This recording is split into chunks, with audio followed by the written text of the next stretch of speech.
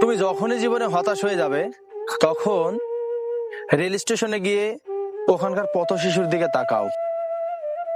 তুমি জীবনে যখনই হতাশ হয়ে যাবে কোনো একটি সরকারি হাসপাতালে গিয়ে দেখবে মানুষ কতটা আর্তনাদ করছে বাঁচার জন্য। তুমি যখনই জীবনে হতাশ হয়ে যাবে তখন ওই ব্যক্তির দিকে তাকাও যিনি 5 তলা সিঁড়ি বেয়ে নিউজ পেপার বিক্রি করার জন্য উঠছে। তখনই তুমি তোমার জীবনের মূল্যটা বুঝতে পারবে যে তুমি তাদের থেকে কতটা ভালো আছো, কতটা সুখে আছো, শান্তিতে আছো। সুতরাং জীবনে যখনই হতাশ হয়ে যাবে তখনই ছেঁড়া কাঁথার মধ্যে শুয়ে থেকে লাখ টাকার স্বপ্ন না দেখে তুমি তোমার জীবনটাকে পরিশ্রমের দিকে এগিয়ে নিয়ে যাও, তাহলে তুমি সফলতা লাভ করতে পারবে।